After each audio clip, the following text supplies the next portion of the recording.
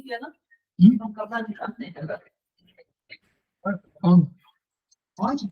Video of कर दीजिए।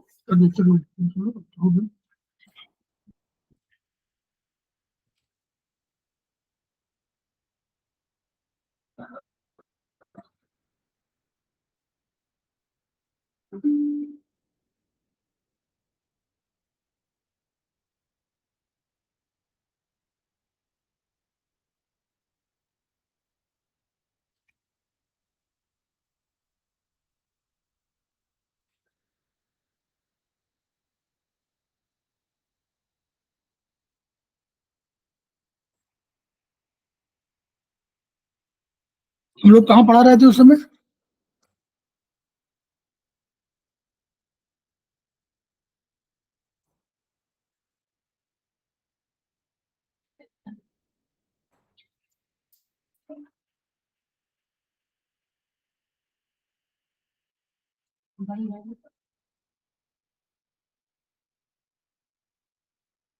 सभी दिख रहा है ये? Yes sir. हम लोग कहाँ पर थे उस दिन, आइडिया है? ये 10वें पर थे। सर मैं उस दिन थोड़ा जल्दी एग्जिट कर गई थी, गेस्ट आ गए थे इसलिए याद नहीं है। सर मुझे लग रहा है 10 द्रव्य थे शायद, उसे 10 द्रव्य पढ़ा रहे थे। 10 द्रव्य वाला जो है ऊपर है क्या?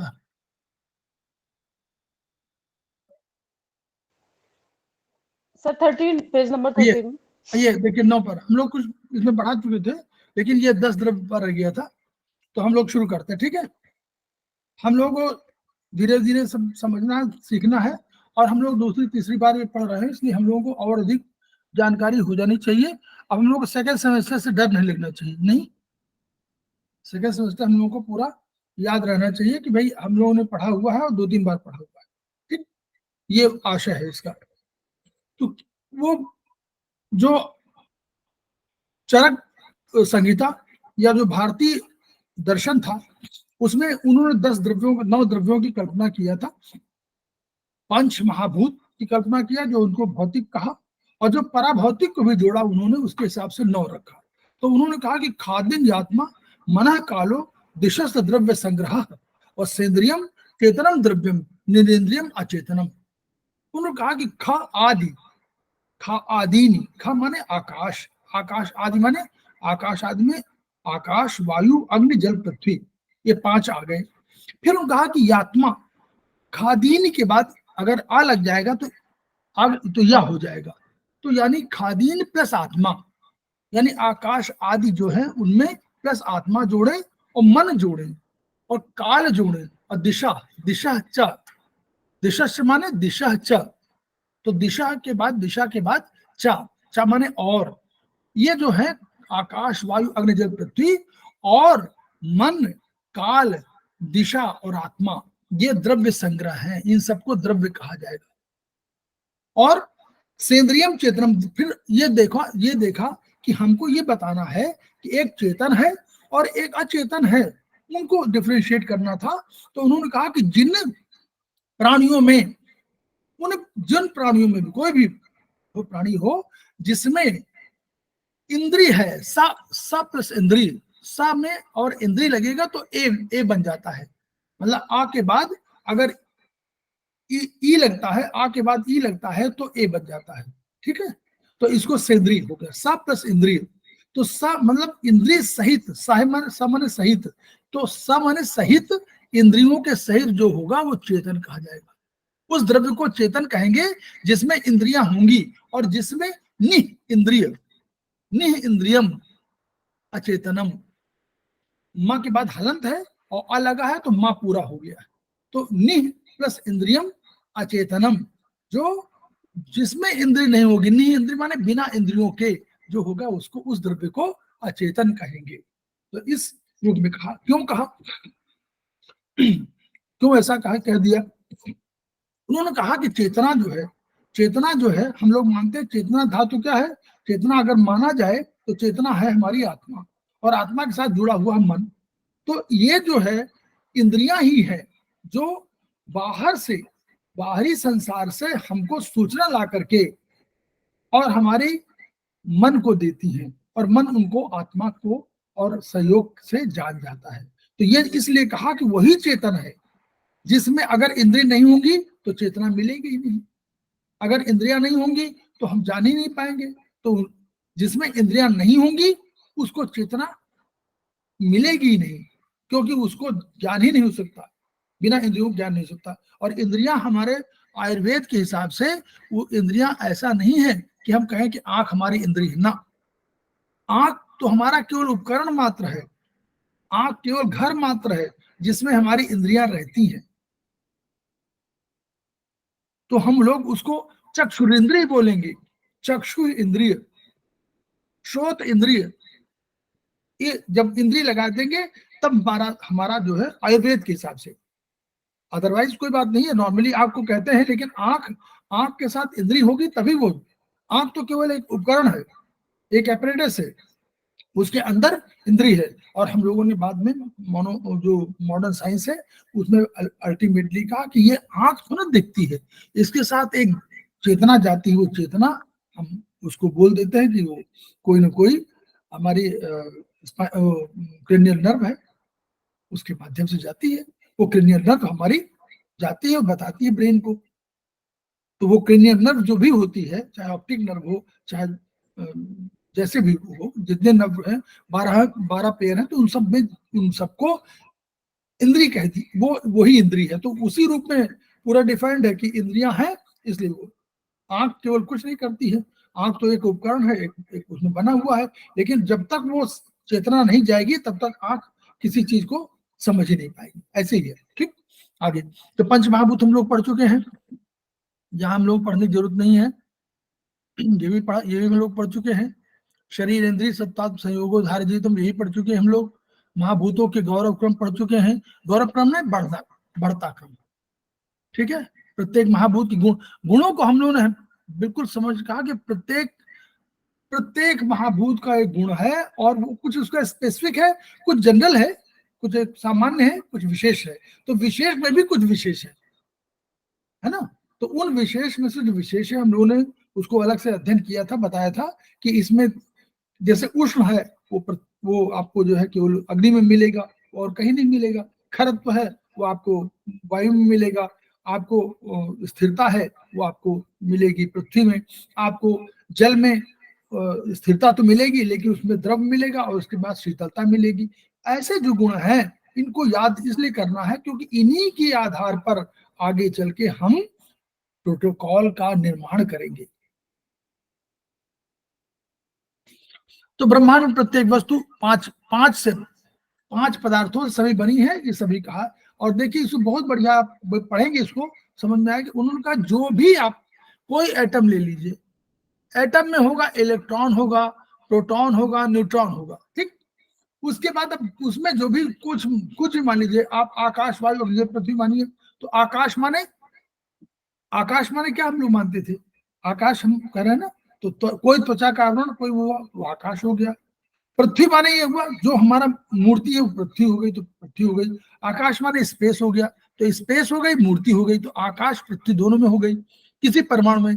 फिर उसके अंदर वायु, अगर वायु नहीं है तो मूवमेंट कैसे है, वायु माने मूवमेंट, तो वायु है। इलेक्ट्रॉन और प्रोटॉन, इलेक्ट्रॉन चक्कर लगाते रहते हैं, इलेक्ट्रॉन चक्कर लगाते रहते हैं, इसका मतलब मूवमेंट है। तो आकाश है, वायु है।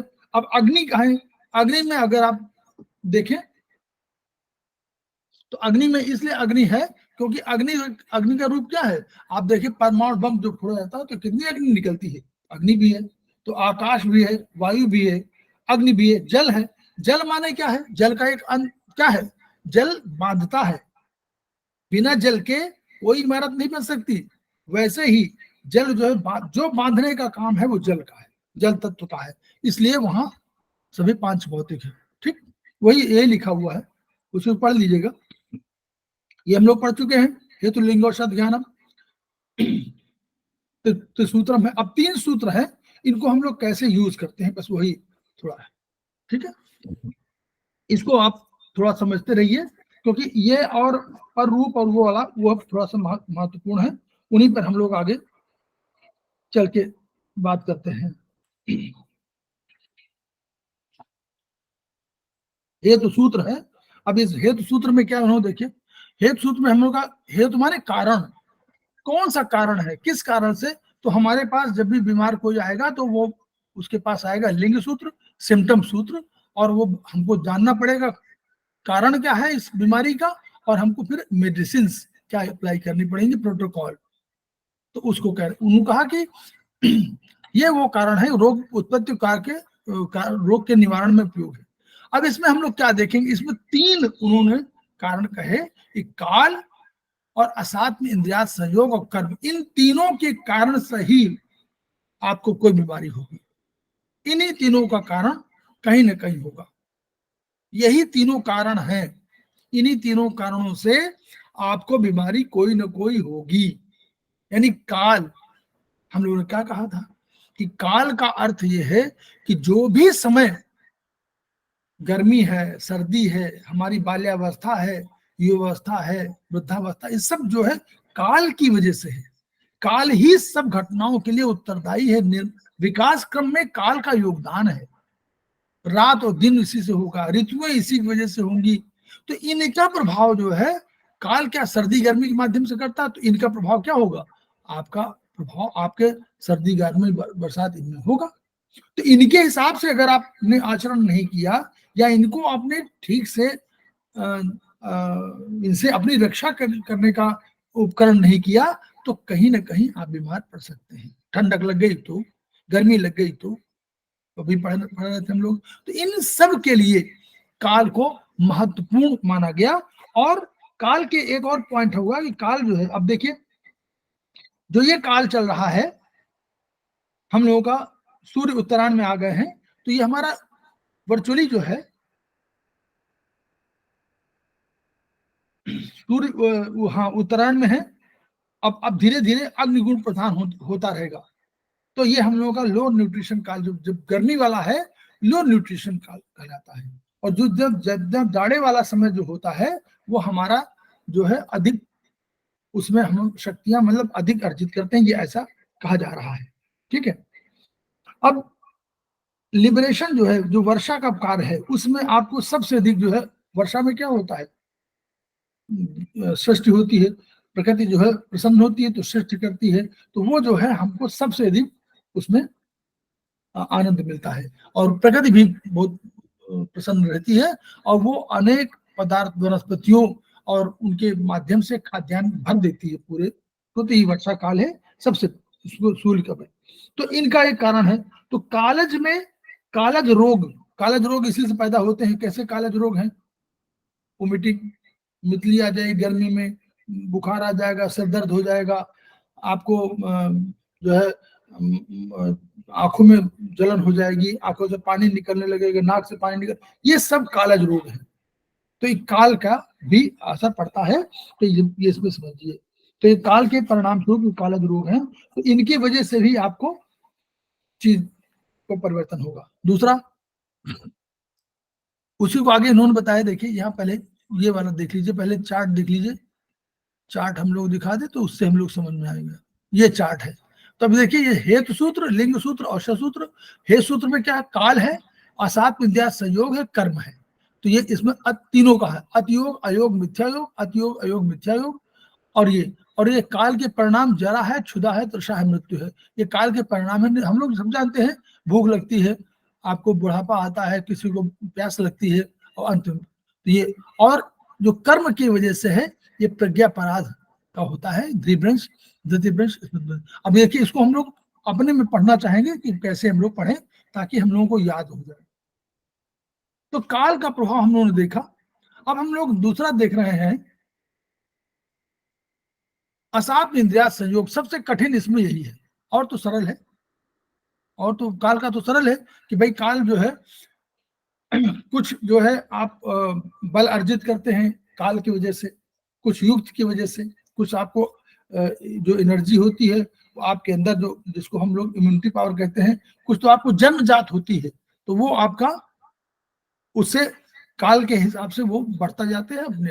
और कुछ आप क्या करते हैं, युक्त करते हैं, जैसे अपनी ताकत बढ़ानी तो क्या करेंगे, कभी आप कोई प्रोटीन ले लेंगे, कोई चीज विटामिन ले लेंगे, ये सब जो लेते हैं इनसे अपने आप बढ़ाते हैं। और कुछ जो शक्ति है वो आपकी इसकी वजह से है, काल की वजह से। जैसे गर्मी में आपको लगेगा कि आप थोड़ा सा कमजोर हैं, जाड़े में लगेगा नहीं आप ठीक है, बारिश में लगेगा ठीक है, तो वो जो है काल के प्रभाव की वजह से है। कुछ कालज रोग भी इसी से होते हैं, हम सर्दी गर्मी की समस्याएं पढ़ी, मितली से पढ़ी, स्पाइन की प्रॉब्लम भी उस कालज रोग में हो सकती है कि स्पाइन पर आप ठंडक लग गई तो गर्मी लग गई तो वही प्रभाव करेगी। अभी हमने पढ़ा है कि उसी के माध्यम से हमारे पास जाती है संवेदनाएं, तो हम नेचुरली प्रभावित होंगे ही। कहीं हम लोग अधिक सर्दी लग गई तो पहले तो स्पाइन ही प्रभावित होगी, उसी से मालूम पड़ेगा, संदेश आ जाएगा कि ठंडक लग गई है। तो ये सब कारण है, लेकिन सबसे अधिक इंपॉर्टेंट जो है इसमें उन सब का काल का भी तीनों है। अतियोग, ऐसा कोई चीज, जैसे मान लीजिए आपको धूप में जाना है, बैठना है, आप लगातार बैठे रहें तो भी गड़बड़ है, आप न बैठे तो भी गड़बड़ है, और आप बैठने का उपक्रम करें बैठे नहीं तो भी आपका गड़बड़ है। मतलब एक अपने को धोखा देना भी उसमें उचित नहीं है, ये उसका अर्थ है। तो काल का प्रभाव जो ये वाला है 3 में,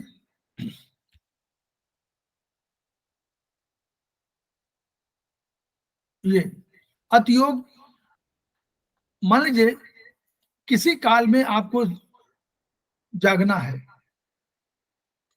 तो आपने मान लीजिए एक तय कर लिया कि 5 बजे जगेंगे। अब आपने 5 बजे से फिर 3 बजे जगना, 4 बजे, फिर 3 बजे, फिर 2 बजे, तो जो आप जितना भी अतियोग करेंगे, अतियोग माने एक्सेसिव कोई चीज करेंगे, चाहे वो परिश्रम हो, चाहे श्रम हो, चाहे आप नींद हो, चाहे भूख हो, कोई भी चीज, जो भी आप उस काल का काल के हिसाब से अनुसरण नहीं करेंगे तो काल आपको उसका निगेटिव इफेक्ट देगा। अयोग करेंगे ही नहीं, आपको पढ़ने के जिसमें है, आपने कहा हम उसमें पढ़ेंगे ही नहीं, तो ये आपका अयोग है काल के हिसाब से। काल ने कहा कि आपको जाकर के कोई परिश्रम करना है, और आपने केवल दिखावटी वहां पर परिश्रम नहीं किया, दिखावटी किया, तो ये मिथ्या। मिथ्या योग माने आप दिखाना तो चाहते हैं कुछ, लेकिन वो कुछ नहीं रहा, करते कुछ नहीं है। ये किसी भी काल का, किसी भी सबके उसमें है, सबके रूप आएगा, ये मिथ्या योग है, जिसमें आप आचरण तो करते हैं अपने सिद्धि के लिए, दिखाने के लिए करना, लेकिन उससे विपरीत करते हैं और केवल बाहरों जगत को दिखाने के लिए आप कोई करते हैं, वो मिथ्या योग है। तो काल की अवहेलना, हम लोग काल को पढ़ेंगे आगे चल के जब, तो इतना बढ़िया काल को पढ़ेंगे हम लोग और उसको आनंद उठाएंगे कि काल की क्या क्या महत्व है, काल क्यों बहुत महत्वपूर्ण है। तो वही है, अगर ये सब आप करेंगे, असमय आप सोएंगे, असमय करेंगे, काल का आदर नहीं करेंगे, तो आपको परिणाम क्या होगा, जल्दी आपको जरा आएगी, जल्दी आपको ये बहुत भूख लगी, बहुत पानी पी रहे हैं तो भी गड़बड़ है, कम पानी पी रहे हैं तो भी गड़बड़ है, अधिक पानी पी रहे हैं तो भी गड़बड़ है, अधिक भूख लग रही तो गड़बड़ है, कम भूख लग रही तो गड़बड़ है। तो इन सब से काल के परिणाम में जरा जल्दी आ जाएगी, बुढ़ापा जल्दी आएगा, और अंतिम रूप से ये तो अंतिम सत्य है सबके लिए, ये तो आएगा ही, लेकिन खराब स्थिति में आ सकता है बस। तो अब असात में व्याज संयोग हम लोग पढ़ेंगे, जिसको सबसे पढ़ना जरूरी है। और ये क्या है, देखिए असात्म का, असात्म माने समझ लीजिए,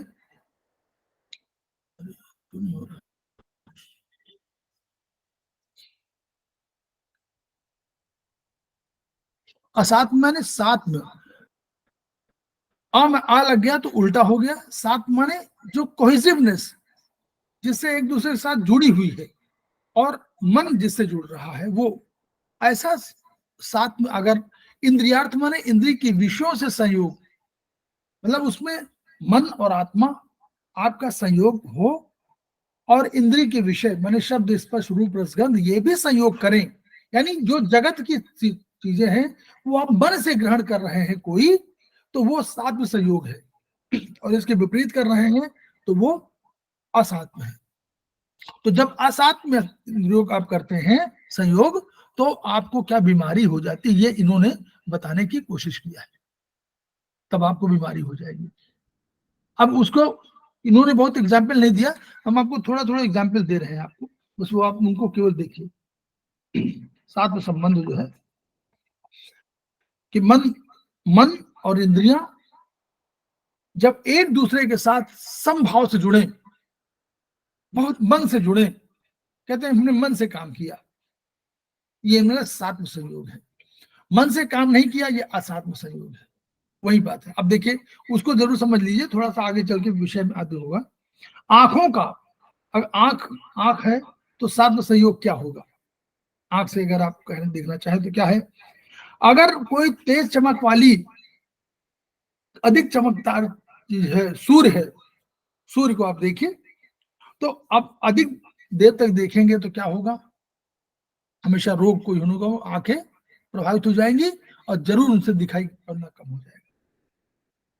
तो ये क्या है आपका? आंखों क्या होगा? ये आपका अतियोग हो गया, ये अतियोग है। इसको एक बार देख लिया ठीक है, लेकिन आप लगातार देख रहे हैं तो ये अतियोग है और इससे आपको नुकसान होगा, हमेशा समझ लीजिए। दूसरा क्या है? बुरी चीजों को आप देख रहे हैं, डरावनी देख रहे हैं, आश्चर्यजनक चीजों को देख रहे हैं, घिनौने दृश्यों को देख रहे हैं, तो मिथ्या योग है। उनको देखना जितना एक बार देख लिया ठीक है, लेकिन उनको बार बार देख रहे हैं, उनको जो है आप इन सब में फिल्में भी शामिल कर सकते हैं, हॉरर फिल्में भी, अन्य फिल्में भी शामिल कर सकते हैं। ये आपका आंखों का असात में, मतलब ये जो है मिथ्या योग है। और एक आपका हुआ कि हम कोई चीज ऐसी देखना नहीं चाहते हैं, वो भी आपका है, वो अयोग है। वही आप कहीं आपको ऐसा अवसर पड़ सकता है कहीं देखना है तो आप ऐसे कहीं देख नहीं सकते, तो वो आपका अयोग है। जहां पर लेकिन अधिक देखना तो मिथ्या योग है। बुरी चीजों को देखना, डरावनी चीजों को देखना, ये सब चीजें आपकी मिथ्या योग में है। उसी तरह अब श्रवण, कान में, कान सुनने वाली है। अब बादल है, गर्जन कर रहे हैं ठीक है, आपने उसको टेप अपने आप टेप कर लिया, उसको बार बार सुन रहे हैं, वो भी गड़बड़ है, अधिक अधिक अति योग है ना। नगाड़े बज रहे हैं, चलिए अच्छी बात है, लेकिन आप निरंतर अब उसी का अभ्यास हो गए हैं कि भाई डेली हम नगाड़ा सुनेंगे, तो ये आपका अति योग माना जाएगा। गुस्से से आप चिल्ला रहे हैं तो एक दिन मान लीजिए गुस्सा आ गया, लेकिन आप डेली यही काम कर रहे हैं, तो ये जो है, तो ये अति योग हो गया। और अगर ऐसी ध्वनियों को, ऐसी आवाजों को बिल्कुल आप सहन न कर सकें, क्या भाई हम तो नहीं सहन करेंगे, तो ये आपका अयोग है। मिथ्या योग क्या है? कोई आदमी लगातार आपको कह रहा है, खराब बोल रहा है, गाली दे रहा है, कुछ दे रहा है, और आप उसको लगातार बर्दाश्त कर रहे हैं, तो हट जाइए वहां से। आपके माता पिता, भाई, इष्ट बंधु, बंधु बांधव, इनको कोई खराब लगातार बोल रहा है तो भी गड़बड़, ये मिथ्या योग है। ऐसी चीजों को बहुत देर तक बर्दाश्त नहीं करिए, या तो हट जाइए वहां से। आपके किसी परिजन के बारे में भी कुछ बोल रहा हो, तिरस्कार आपका कर रहा हो, तो आप मत सुनिए। तो अगर बहुत लगातार आप सुनेंगे तो ये आपका मिथ्या योग है। अब सूंघने वाली चीज, घ्राणेन्द्रिय, नाक से सूंघने वाली चीज है। अब कभी कभी तेल, वो लाल मिर्च है तो उसको लोग सूंघते हैं, चलिए एक आध बार आपने कर दिया, कहा कि इससे हम भूत प्रेतों को भगा रहे हैं, चलिए वहां भी ठीक है। लेकिन आप लगातार उसको डेली रूटीन के रूप में उसको लाल मिर्च का धुआं करेंगे, काली मिर्च का धुआं करेंगे, तेज बहुत गंध वाली जो चीजें हैं, बिल्कुल बहुत, जो लगभग 2-3 घरों में महका दे, ऐसा सेंट लगाएं, परफ्यूम यूज करें, तो भी वो जब आपका जो है अति योग है। फिर आपको किसी भी स्प्रे को, किसी भी गंध को न सूंघे, न कहें भाई मैं सूंघूंगा नहीं, तो ये आपका अयोग है। तीसरा जो है, कोई दुर्गंधित चीज हो, अपवित्र चीज हो, कोई मृत शरीर हो, डेड बॉडी हो, उसको लगातार आप जो है सूंघें, एक बार चलिए ठीक है, आप रीजन है, कुछ वो लगातार उसकी आप आदत बना ले तो ये आपका मिथ्या योग है। फिर जबान का, अगर आपको किसी पेय में पदार्थ में रुचि है, चलिए ठीक है, तो उसका लगातार आप सेवन करें, चाहे वो स्नैक्स को हो, चाहे फास्ट फूड हो, चाहे चाट हो, चाहे मिठाई हो, कोई भी चीज जिसको लगातार आप करना चाहे, उसके बिना रह ही ना पाए, ऐसा अगर आप कर रहे हैं तो ये आपका अति योग है। और बच्चों को या बड़ों में भी आप कई चीजों को, कई रसों को मिलाएं, अब मिलाने के बाद एक नया कोई पेय पदार्थ बना ले, ये भी आपका अयोग है, क्योंकि आपने उनकी क्वालिटीज के बारे में, उनके केमिकल कंपोजिशन के बारे में आप जानते नहीं हैं, आपने मिलाकर मिक्सिंग किया है, कभी कभी हानिकारक हो जाता है, तो अयोग है ये। फिर और कोई भी रस, कोई भी पेय पदार्थ जो आपके लिए हितकर ना हो, उसको भी आप पीना चाहें या पीते रहे, तो ये आपका मिथ्या योग है। फिर स्पर्श त्वचा वाला, भाई अधिक ठंड, आप नॉर्मल ठंडे उसमें ठंडे पानी में, गर्म पानी में नहाते हैं, अच्छी बात है, लेकिन लगातार ये बना कि बहुत गर्म या बहुत ठंडे पानी से हम नहाएंगे, और वो चाहे नुकसानदेह चाहे कुछ हो, और कोई उपटन लगाएंगे, डेली मालिश करेंगे, 2-2 घंटे मालिश करेंगे, उपटन लगाएंगे, डेली करेंगे, ये सब जितना अधिक लगातार करते हैं वो आपका अति योग है। और इनका बिल्कुल सेवन ना करें, भाई हम उपटन लगाएंगे ही नहीं, हम मालिश करेंगे ही नहीं, ये आपका अयोग है।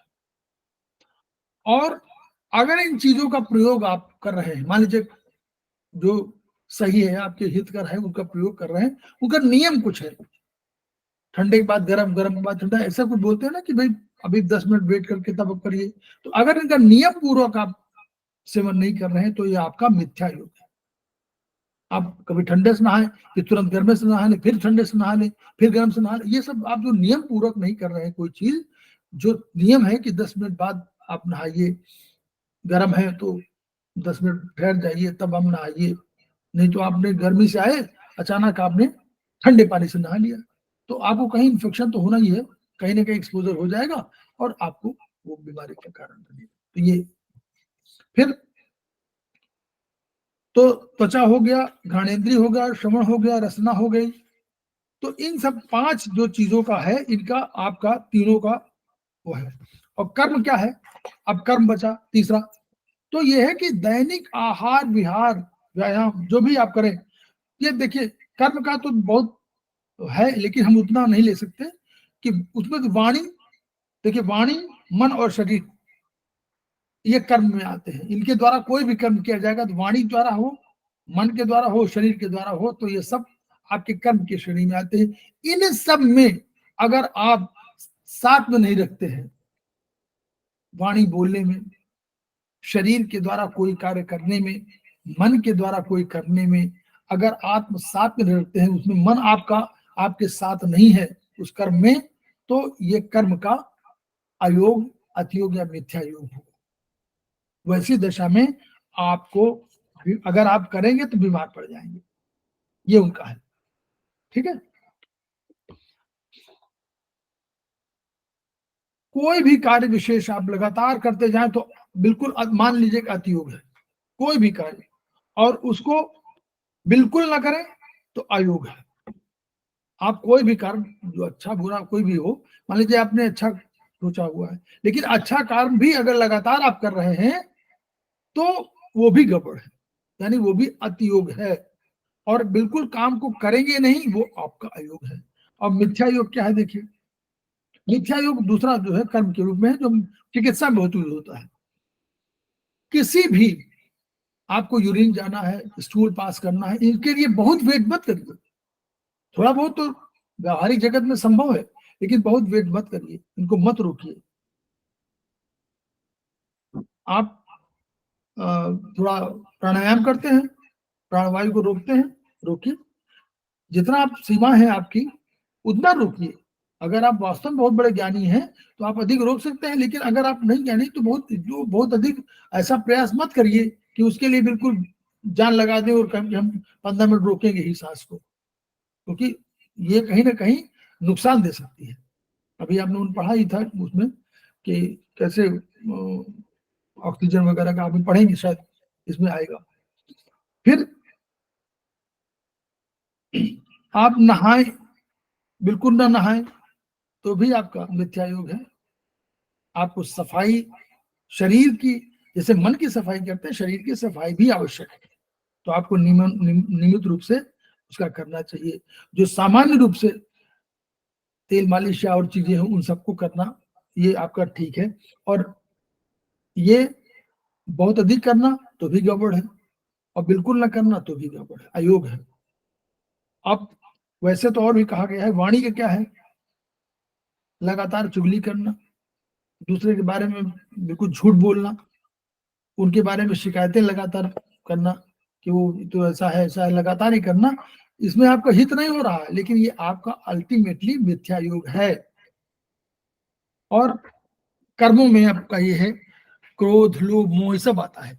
अगर इन सबको आप कम से कम करेंगे, क्रोध कम करेंगे, लोभ कम करेंगे, मोह कम करेंगे, तो ये आपका, अगर अधिक करेंगे तो मिथ्या योग है, और अगर कम करेंगे, बैलेंस करेंगे, तो ये आपका अच्छा कर्म है। तो ये इस रूप में कर्मों को हम लोग देखते हैं। अब इन प्रज्ञा पराध से क्या होता है, मन के दो भाग हैं, इन्होंने बताया। मन के साथ तादाद में होकर के, मन के साथ में होकर के जो काम करते हैं, उसमें आपको शरीर में तनाव नहीं होता है। अगर ये आप नहीं करते हैं तो प्रज्ञा पराध उसको कहा गया जो मन कुछ कहता है और आप करते कुछ है, इसको प्रज्ञा पराध कहा जाता है। तो इसमें क्या होता है, तीन चीजों, इसमें आपका धृति, धैर्य, संतुलन। धैर्य माने आपको वेट करना है 5 मिनट किसी का, और आपको ऑफिस में किसी गए हैं और 5 मिनट वेट कर रहे हैं, तो ये धैर्य ही है जो आपको संतुलित बनाएगा। अगर आपने धैर्य नहीं किया और आते ही उससे आपने कह दिया, वो आप उससे काम कराने गए हैं किसी का, और उसने कहा कि आप तो 5 मिनट लेट आए हैं, मैं तो 5 मिनट से वेट कर रहा था, तो आपको काम बिगड़ जाएगा। ठीक है, और आपको तनाव अलग से हो चुका है, उतनी देर में आपका बीपी शूट कर गया है। तो ये काम, इस तरह के जो काम है, ये आपको नहीं करने। तो धृति, फिर मेमोरी, धैर्य जैसे नहीं रहेगा तो आपकी स्मृतियों में भी लोप होने लगता है, क्योंकि प्रज्ञा पराध है ना, मन से संचालित है याददाश्त, मेमोरी। तो मन को आप जितना अधिक संयम में रखेंगे, यानी तादाद में रखेंगे, उतना मेमोरी आपकी ठीक रहेगी। तो स्मृति, चिंतन, विचार, कल्पना, सर्जना, बुद्धि क्या है, वो भी मन का ही वो है। तो बुद्धि भी मन में रहती है, मन में अहंकार भी रहता है, मन में बुद्धि भी रहती है। तो अगर ये मन के साथ में नहीं होगा, असाथ में होगा इन कर्मों का, तो प्रज्ञा पराध होगा। यानी मन जो है सोचता यहाँ जाना है और पूरब, और आपने पश्चिम की राह पकड़ी, तो ये आपका 3 लोप होता है, प्रज्ञा पराध कहलाता है। और इसमें स्मृति, धैर्य और स्मृति, 3 चीजों का लोप होता है। वही चीज उन्होंने ये दिखाया है, धीभ्रंश, धृतिभ्रंश, धैर्य, धी माने बुद्धि, स्मृति माने मेमोरी, इनका भ्रंश माने वो डिक्रीज होता है। तो ये डिक्रीज होने से ये आपको बीमारी, मन की बीमारी हो जाती है। अब हम लोग आते हैं एक लिंग सूत्र में। तो लिंग सूत्र में 5 उसके वो हैं। तो अब इसको थोड़ा सा नोट कर लीजिएगा कहीं पर। देखिए, लिंग सूत्र माने क्या हमको बताना है, मतलब उसने बताया कि हमको बीमारी है, हमको जुकाम हुआ है, हमको बुखार हो गया है, हमको कल से नींद नहीं आ रही है, ये हमारी बीमारियां हैं, ये सिम्टम उसके पास आए। तो हम लोग जो जांच का तरीका हुआ है उसमें वही बताया हुआ कि पूर्व रूप, ये उन्होंने कहा कि पहले रोग के लक्षण अभी प्रकट नहीं हुए हैं। अगर आप वैसे पता करें तो केमिकल कंपोजिशन में कहीं मालूम हो जाएगा, कोई ब्लड टेस्ट में आ जाएगा कि आपका कोई ये बढ़ा हुआ है, लेकिन अभी आपको बाहर कहीं प्रस्फुटन नहीं हुआ, बाहर नहीं दिखाई पड़ेगा शरीर में, अंदर कहीं परिवर्तन हो चुका होगा। जब 1 डिग्री से अधिक बढ़ जाता है तब बाहर, तो वो पूर्ण रूप में है। अभी केवल तुरंत दिखाई पड़ना शुरू हुआ है तो ये पूर्ण रूप है, अनमैनिफेस्टेड है, अभी मैनिफेस्टेशन नहीं हुआ है, जबकि अंदर परिवर्तन हो चुका है। डॉक्टर वॉल जब थर्ड सेमेस्टर पढ़ेंगे तो डॉक्टर वॉल यही कह रहे हैं कि बहुत चीजें बहुत मालूम ही नहीं पड़ेंगी, अभी ह्यूमरल फेज है, तो वहां कह रहे हैं कि आप अनमैनिफेस्टेड है। तो पहला ये इसको पूर्ण रूप बोलेंगे। रूप माने मैनिफेस्टेड, यानी ये अब जो है रूप माने वो जो बीमारी है वो कहीं कहीं ना कहीं संकेत दे रही है, दर्द करने लगी, कहीं फोड़ा हो गया, कहीं फुंसी हो गई, ये सब जो प्रस्फुटन है उसका, यानी दिखावटी में आने लगा, बाहर शरीर में दिखने लगा कि हमको कोई बीमारी है, वो रूप है। ठीक। तीसरा है संप्राप्ति, टोटल एक्सपोजर। इसमें लक्षण पूरी तरह से स्पष्ट हो गए, उजागर हो गए, अब वो तय हो गया कि आपको ये बीमारी या क्या इसके लक्षण ऐसे आने थे, जो लक्षण होंगे, जो बीमारी के जो लक्षण होंगे वो दिखाई पड़ने शुरू हो गए। ये तीसरा हो गया। अब बचा दो, उपशय और अनुपशय। यही थोड़ा सा नोट कर लीजिए, यहाँ थोड़ा पुस्तक से थोड़ा भिन्न बात कह रहा हूं, बात है मेरी। उपशय और अनुपशय ना तो क्लियरली मैनिफेस्टेड है ना एग्रीवेटेड है। ये क्या है, गुणों की सर्दी और गर्मी की परीक्षा लेने के लिए ये इनका यूज होता है, यानी रोग है कि रोग नहीं है, इसकी परीक्षा के लिए ये टेस्ट है उपशय और अनुपशय। क्या है, एग्जाम्पल दे रहा हूं, आपको सर्दी लगी तो वैद्य जी ने देखा, ये वैद्य जी की बात है ना, अभी हम लोग आयुर्वेदिक चिकित्सा में नहीं आए, आयुर्वेदिक एक्यूप्रेशर में नहीं आए। वैद्य जी ने देखा कि आपको सर्दी लगी है, तो उन्होंने कहा कि आपको गर्म पेय दिया जाए, तो उसने आपको कम्बल उड़ा दिया, आपको गर्म पेय दिया, खूब चाय पिलाया, कॉफी पिलाया, आपको बढ़िया हो किया, और एक आज ऐसी दवाई दे दिया जो गर्मी पैदा करती हो आपके शरीर के अंदर। तो उसने क्या किया, वो रोग को कम कर दिया। जैसे रोग कम हुआ तो उन्होंने टेस्ट कर लिया कि यस, ये बीमारी वास्तव में सर्दी लगी थी, क्योंकि हमने गर्मी दिया तो सर्दी उसकी ठीक हो गई। या हमने कहा गर्म मुल्क में चले जाओ, या हमने कहा कि जो भी आहार लो वो गर्म चीज लो, या हमने विहार कहा, विहार माने कहीं जाना कि भाई गर्म मुल्क में चले जाओ, जहां टेम्परेचर आपको, जहां सर्दी ना हो, जहां गर्मी हो वहां चले जाओ, तो वहां उस गर्मी प्रदेश में जैसे जाएगा तो वो ठीक हो जाएगा। तो ये उपशय है, यानी जो चीज हुई है उसकी टेस्ट, ये जांच, उसके विपरीत चीज दीजिए और तब उसको टेस्ट करिए कि वास्तव में ये बीमारी है कि नहीं है। ये उपशय है। अनुपशय क्या है, जस्ट उल्टा। सर्दी लगी है, वैद्य जी ने देखा, तो अब उनको समझ में नहीं आ रहा कि सर्दी है कि गर्मी, तो उन्होंने क्या टेस्ट किया, सर्दी में आपको ठंडा और पानी पिला दिया, कोल्ड ड्रिंक और पिला दिया, आपको कहा कि थोड़ा सा बर्फ रखिए सर में। ये करने से आपका रोग बढ़ गया, तो उन्होंने समझ लिया कि ये टेस्ट है। वो समझ गए कि हमने तो रोग बढ़ाने के लिए जो दिया था और इससे रोग बढ़ गया, तो यानी सर्दी से रोग बढ़ा, इसका मतलब इसको सर्दी लगी है। सर्वदा सर्वभावानाम सामान्यम वृद्धि कारणम ह्रास हेतु विशेष, है ना, हम लोग प्रवृत्ति उभय सुतु, यही पढ़ा ना हम लोग ने। सर्वदा सर्वभावानाम सामान्य वृद्धि कारण, सर्दी लगी थी, वैद्य जी ने और सर्दी की चीजें उसको खिला दिया, उसका रोग बढ़ गया। तो वैद्य जी ने जान लिया कि हमने अनुपशय के माध्यम से ये टेस्ट किया है। अब उल्टा, वहां उपशय में रोग के जस्ट उल्टे चीज दिया था, तब जानकारी टेस्ट किया, यहाँ रोग के साथ दिया, बीमारी समान दिया, तब भी जानकारी कर लिया। तो ये उपशय अनुपशय दो टेस्ट हैं, ये मैनिफेस्टेड नहीं है, ये एग्रीवेटेड नहीं है। ठीक, परीक्षा है ये वस्तु। तो ये इस रूप में आप इसको नोट कर लीजिए, कहीं जो भी लिखिएगा मुझे मतलब नहीं, लेकिन जानकारी रहनी चाहिए कि इनका अर्थ क्लियरली मैनिफेस्टेड या एग्रीवेटेड नहीं है। नाउ द्रव्य सूत्र, अब हम लोग तीसरे सूत्र की बात कर रहे हैं, औषध सूत्र बोलते हैं। देखिए औषध है, कभी औषधि मत लिखिएगा, हमेशा ध्यान रखिए, ये औषध सूत्र है, औषधि सूत्र नहीं है। धा है, धी नहीं है। तो दोष शामक 3 है। धातु को प्रकोप, धातु दोष शामक स्वस्थ हितकारक। तो दोष शामक माने शमन, माने कम करना। तो वात पित्त कफ 3 ही बैलेंस की था आयुर्वेद में, तो 3 बैलेंस नहीं है, वात पित्त का बैलेंस फॉर्म में नहीं है, तो उनको बैलेंस करने के लिए, दोष को खत्म करने के लिए, यानी उनको बैलेंस करने के लिए जो दवाइयों का हम प्रयोग करेंगे वो उनको दोष शामक दवाइयां कहेंगे। दूसरा क्या होगा, धातु प्रकोपक। यहां थोड़ा सा उल्टा लिखा हुआ है, धातुओं को संतुलित नहीं, ये धातुओं को प्रकोपक। धातु, आपने कोई बीमारी, कोई दिया दवा और उससे धातुएं और अधिक विषम हो गई, सम अवस्था में नहीं हुई, बल्कि बैलेंस फॉर्म में, इनबैलेंस फॉर्म में हो गई, यानी असंतुलित हो गई, तो वो धातु प्रकोपक।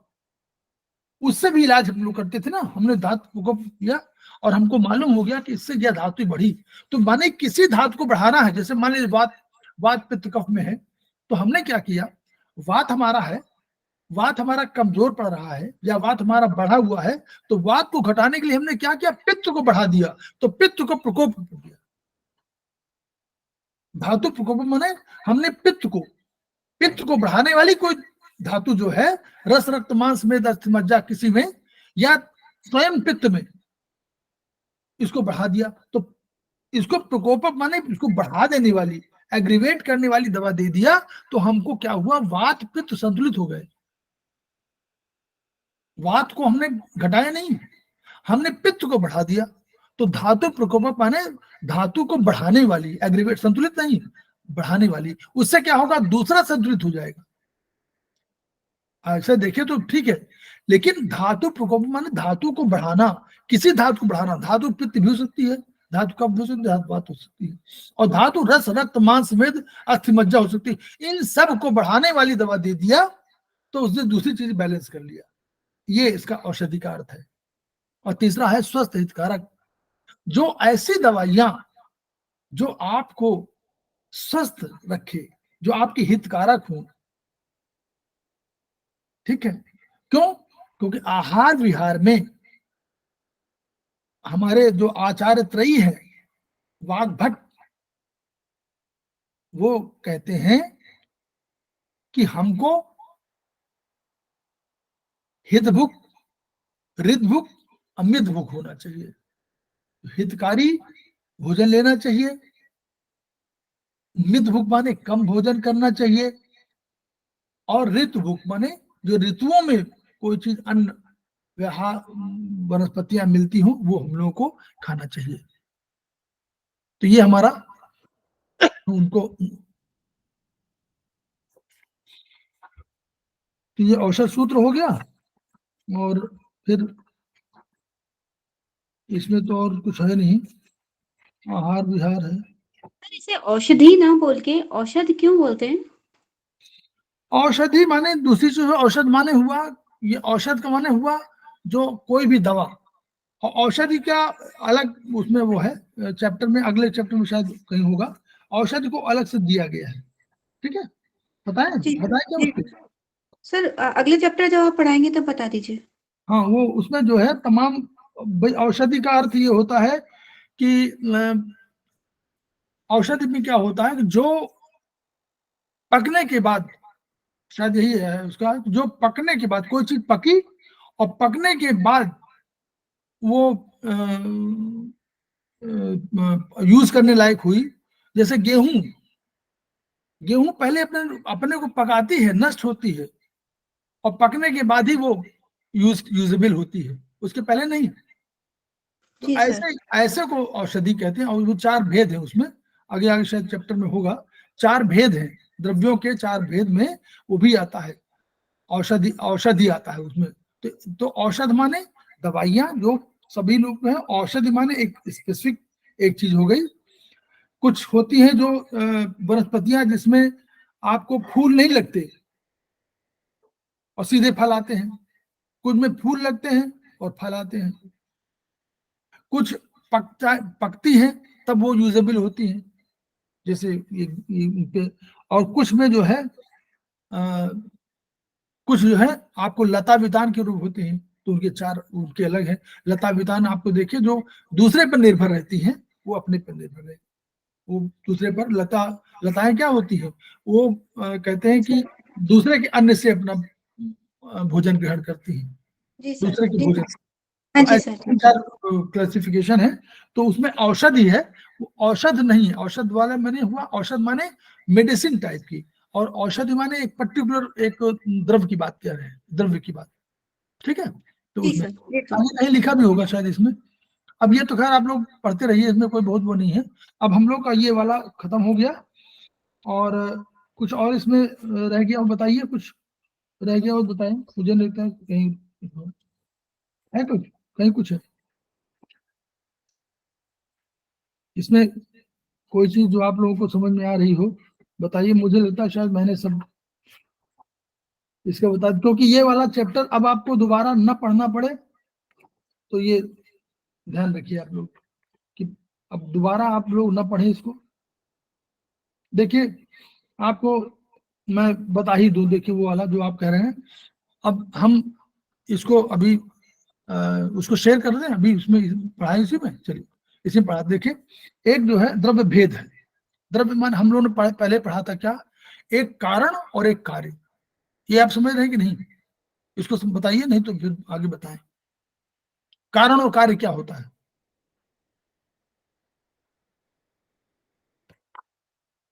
कारण माने होता है जो रीजन हो, जिसकी वजह से हो।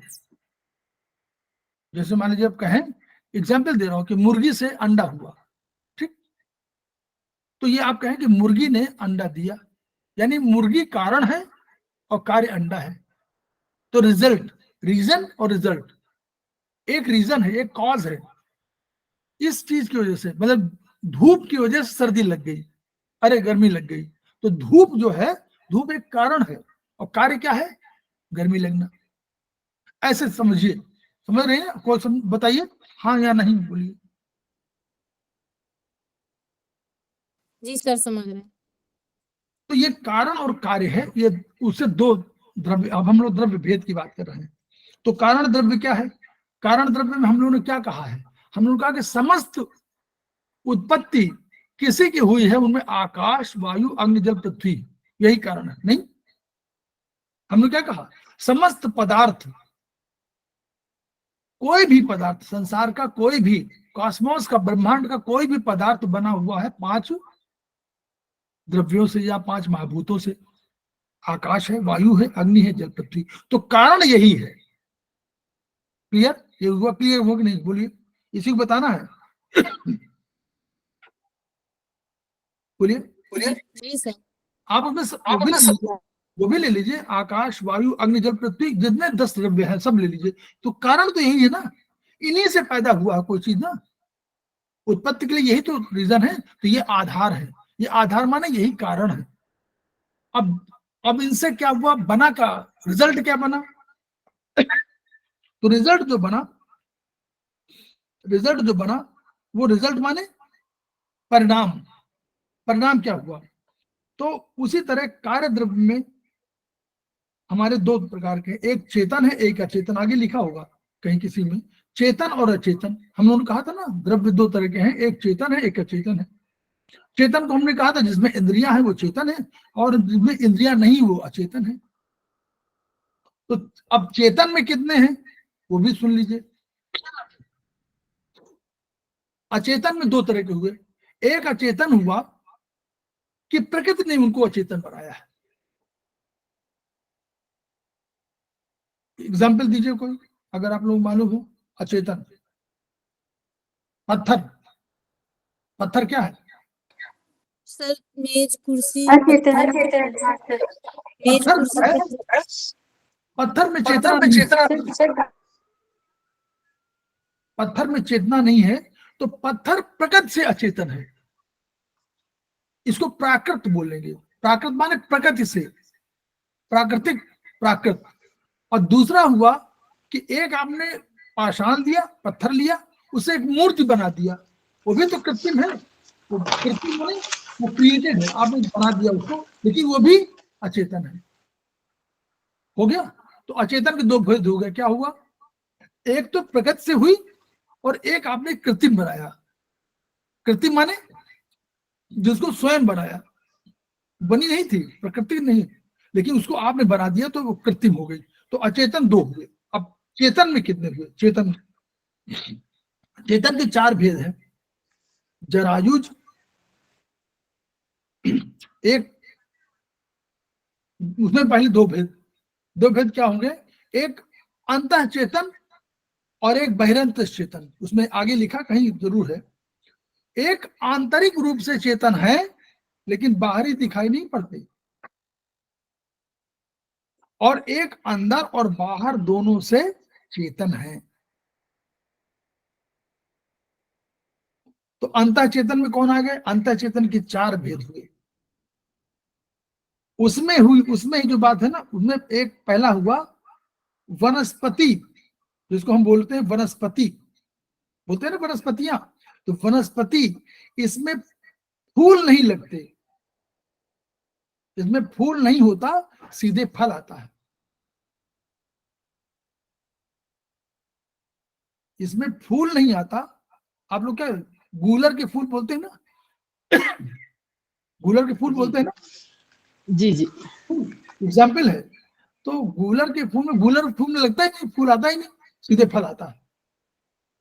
तो गूलर के फूल, तो गूलर में पुष्प नहीं देते। देखिए नॉर्मल प्रकृति का होना चाहिए वनस्पति में कि पहले पुष्प आए फिर फल आए, लेकिन उसमें नहीं आता।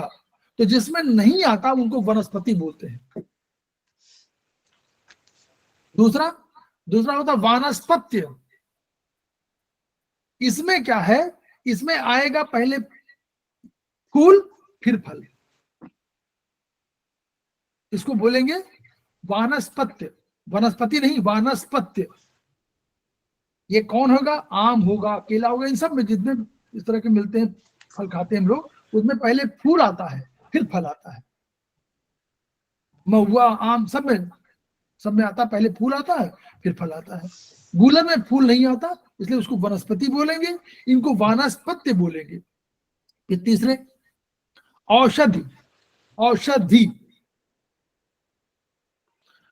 इस औषधि में क्या होगा? फूलों के पके जाए, पहले पक जाएंगे और विनाश हो जाएगा, तब यूजेबल होंगे। देखिए पहले गेहूं जब मार्च के आसपास फल जाएगा, फल जाएगा, तो पीला, पहले ग्रीन होगा, फिर वर्चुअली उसका रंग बदल जाएगा, सुनहरा हो जाएगा, और जब सुनहरा हो जाएगा तब उसकी बालियां पक जाएंगी, जिसको फूल पक गया है। पक गया तो नॉर्मली पक जाने में तो हम लोग समझते हैं कि वो नष्ट हो गया, वही पकना है। तो पकना है, नष्ट हो गया, वो नष्ट हो गई और अब वो यूजेबल है। तो ये इसको बोलेंगे औषधि। ठीक। अब चौथा आएगा विरुद्ध में क्या आएगा? लता वितान जो होंगे ये विरुद्ध कहलाएंगे। ये हो गया, ये अंतस चेतन है, ये आंतरिक से चेतन है लेकिन बाहर चेतन नहीं है। अंदर से चेतन है क्योंकि डेवलप कर रहे हैं। अगर चेतन न होते तो कैसे डेवलप करते? उस अंतर चेतना की वजह से ही तो हम लोग सीड का थेरेपी का यूज करते हैं, नहीं? अब एक हुआ बहिरंत चेतन, मतलब बाहर से भी है, बही माने बाहर, और अंतर दोनों चेतन है, बाहर से भी चेतन अंदर चेतन। तो इनको बोलेंगे बहिरंत चेतन। ये कौन कौन आएंगे? इसमें भी 4 कैटेगरी। एक होंगे जरायुज, इनको हम लोग बोलेंगे पिंडज। इनमें क्या होगा? इनमें फर्टिलाइजेशन होगा, फिर ये कहीं रहेंगे मदर के उसमें, वूम में, और इसके बाद तब ये पिंड के रूप में आएंगे। इनको बोलेंगे पिंडज या जरायुज। हम लोग पिंडज जरायुज में। ठीक। दूसरा अंडज होगा, जो अंडे के रूप में, जो वहां से डेवलप नहीं होंगे, वहां अंडा हो जाएगा, अंडा बाहर आ जाएगा और बाहर ही इसका डेवलपमेंट होगा, और तब उसके बाद उसमें से जीव की उत्पत्ति होगी। ये अंडज कहलाएंगे। ठीक। हम लोग यहाँ ये सारा वही काम होता है जो पकना, जो मतलब डेवलप करना, डेवलपमेंट प्रोसेस अंदर ही होता है, वही टेम्परेचर जो भी होना है ये वहां पर नहीं होता, तो उसको हम लोग बोलते हैं, हम लोग पिंडज, पिंड के रूप में है या जरायुज के रूप में। और जो अंडज है वो अंडे के रूप में उत्पन्न होंगे, मदर से अंडे के रूप में होंगे, फिर यहाँ बाहर ही उसको चाहे उष्मा चाहिए चाहे समय चाहिए उसमें डेवलप होंगे, और अंत में उसमें से फिर फोड़ के निकल आएंगे, ये अंडज होंगे। तीसरा स्वेदज होते हैं। स्वेदज माने, स्वेद माने पसीना, पसीने से उत्पन्न होते हैं, जो कई अनेक कीड़े मकोड़े आपके पसीने से डेवलप होते हैं, उसी में से डेवलप हो जाते हैं। तो यानी उससे भी आपको बहुत से इन्फेक्शन उससे हो जाते हैं। और चौथा उद्भिज, जो जल से या पृथ्वी के गर्भ से निकल करके बाहर आते हैं, उनको उद्भिज बोलते हैं। ये 4 तरह का, इसलिए हम लोग कह रहे हैं कि औषधि माने जो अपने को नष्ट कर दे, पहले पक जाए, पक जाने के बाद तो यूजेबल हो, वो औषधि है।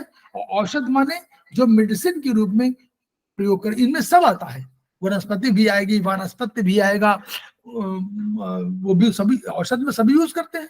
भाई औषधि भी यूज कर सकते हैं, गेहूं चना वगैरह भी यूज कर सकते हैं, हम लोग यूज कर सकते हैं, गूलर का फूल भी यूज कर सकते हैं, हम लोग आम महुआ जामुन ये भी इसका भी यूज कर सकते हैं, और हम लोग जो लता वितान है उनका भी यूज करते हैं।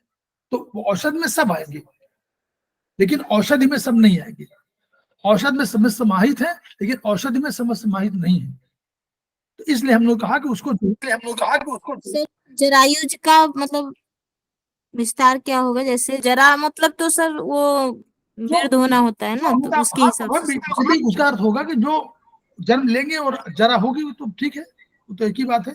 अंडज, भाई अंडज, अंडज नहीं है, पिंडज, पिंड है। पिंडज माने पिंड के रूप में उत्पन्न, पिंड माने एक पिंड के रूप में उत्पन्न। और जरायुज इसलिए कहा गया होगा कि शायद उम्र के हिसाब से कि अंत में जरा होगी, तो अंत में इसमें एक प्रोसेस है। तो जरायुज सभी है लगभग, मोर और लेस जरायुज तो सभी है, अगर कहा जाए तो जरायुज सभी है, क्योंकि सबको बुढ़ापा आएगा।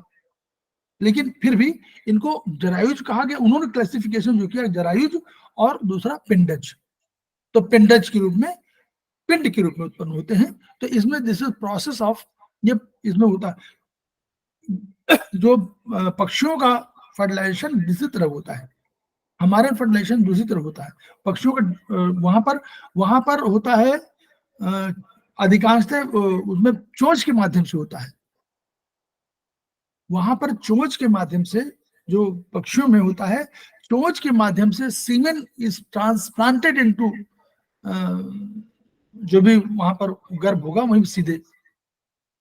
हम लोग क्या, तो फर्टिलाइजेशन प्रोसेस है, तो दोनों में अंतर है। तो इसलिए वहां पिंड, वहां पर जो होता है अंडज होता है, अंडे के रूप में उत्पन्न होता है। और अंडा भी अब वहां कोई क्वेश्चन उस तरह का नहीं होता है, वहां वहां इसको बोलते हैं कोइटल किस बोलते नहीं है। तो कोइटल किस माने यही इसीलिए कहा जाता है, वो किस के माध्यम से, कोइटल किस के माध्यम से वो अपना ट्रांसप्लांट कर देता है, अपना स्पर्म मेल उसमें ट्रांसप्लांट कर देता है मुंह के माध्यम से, और वो सीधे चला जाता है मदर के वूम में।